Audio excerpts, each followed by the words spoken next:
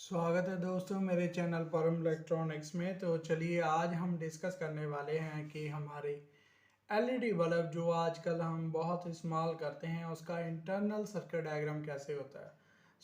काफ़ी बच्चों का क्वेश्चन होता है कि ये एलईडी जो बल्ब है ये कैसे बेसिकली वर्क करते हैं। तो चलिए इसको ओपन करके इसका इंटरनल सर्किट देखते हैं कि क्या इसमें कंपोनेंट होते हैं एंड इसकी सर्किट डायग्राम फिर हम डिस्कस करेंगे एक बोर्ड के ऊपर। चलिए मैं इसको ओपन करता हूँ।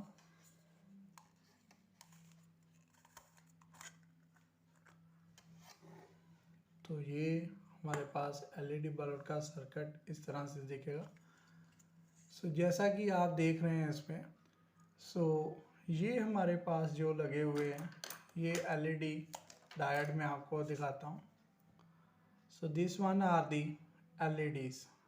तो ये ग्लो करते हैं, तो ये सारे एक तरह से ग्लो करते हैं। फिर उसके ऊपर इस तरह से जो है लेंस लगाया जाता है।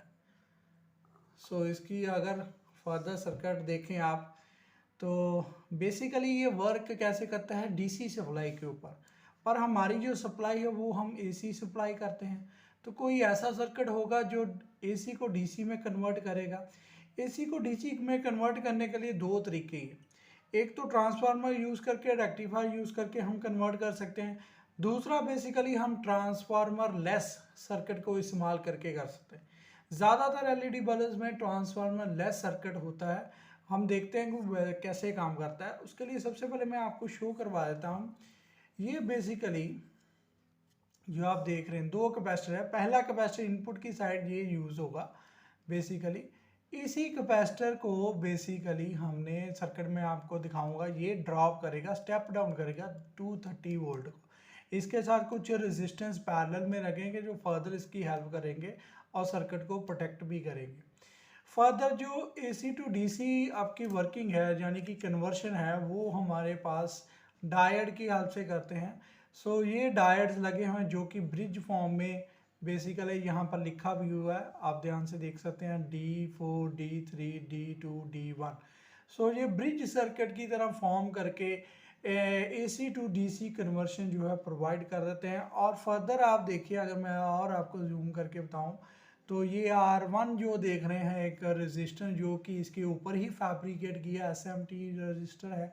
इसी तरह से यहाँ पर भी एक रेजिस्टेंस लगाया हुआ है। और फर्दर ये लोड के ऊपर ये एलईडी इस तरह से कनेक्ट की है जो लोड में फर्दर जो जिससे ये उनको वोल्टेज मिलेगी और ग्लो करेगी।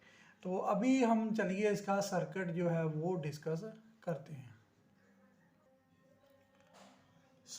इसका जो एलईडी बल्ब का सर्किट डायग्राम है वो देखिए। सबसे पहले हम AC 220 सप्लाई जो सर्किट को देंगे।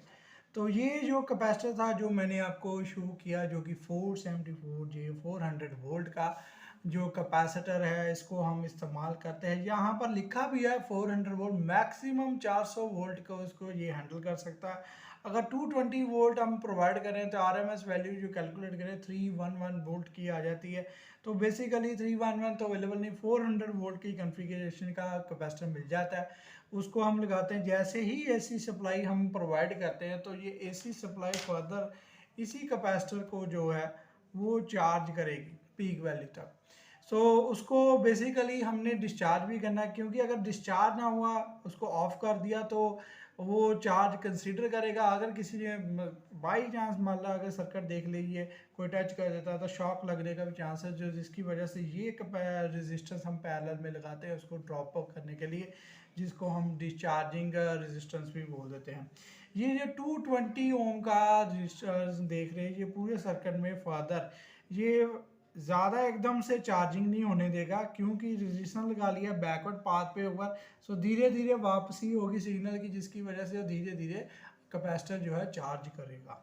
जैसे ही ये आपकी जो है हमें आउटपुट मिलती है, हम ब्रिज सर्किट यानी कि ब्रिज रेक्टिफायर को प्रोवाइड करते हैं। ब्रिज रेक्टिफायर समझने के लिए आप मेरा एक लेक्चर है जिसमें मैंने how to make a battery charger में एक्सप्लेन किया है कैसे ब्रिज रेक्टिफायर वर्क करता है, जिसमें दो डायोड पॉजिटिव हाफ में काम करते हैं, दो डायोड नेगेटिव में करते हैं और आउटपुट देते हैं, जिसकी जो आउटपुट है आपको रिपल फॉर्म में मिल जाती है। देन फर्दर ये रिपल फॉर्म में जो हमें आउटपुट मिल जाती है, देन इसको फिल्टर करने के लिए, यानी कि इस तरह से डीसी में हम कन्वर्ट कर लेते हैं। So with the help of कोई भी कैपेसिटर, यहाँ पर हमने 3.3 माइक्रोफैरड का लगाया, तो इससे हमें डीसी सप्लाई मिल जाएगी, जो फर्दर हम एलईडीज़ को प्रोवाइड कर देंगे। अगर मैंने 15 एलईडीज़ की है तो बेसिकली मैक्सिमम मुझे 1.5 चाहिए, तो 15 के लिए तकरीबन 26-27 वोल्ट चाहिए, जो कि मुझे इस आउटपुट से मिल सकती है। और ये सारी सीरीज में लगाई है, ड्रॉप हो जाएगी तो आराम से ये जो एलईडी है ग्लो कर सकती है।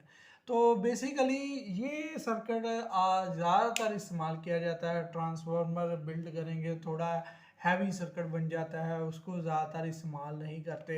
सो ये ट्रांसफार्मर लेस है, तो इसको चार्ज ड्रॉपर सर्किट भी कहा जाता है, जैसे कैपेसिटर ड्रॉपर भी इसको नाम दिया जाता है। इस रेजिस्टेंस को ब्लीडर रेजिस्टेंस भी कहा जाता है।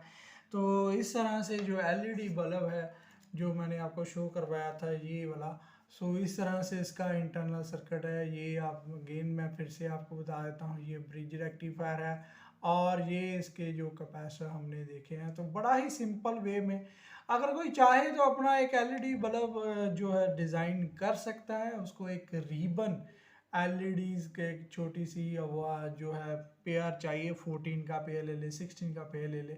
इस तरह से एक जनरल पीसीबी पे सर्किट है जो बना सकता है, और एक ऐसे ही डिस्प्ले जो है लाइट उसकी ग्लो करवा सकता है।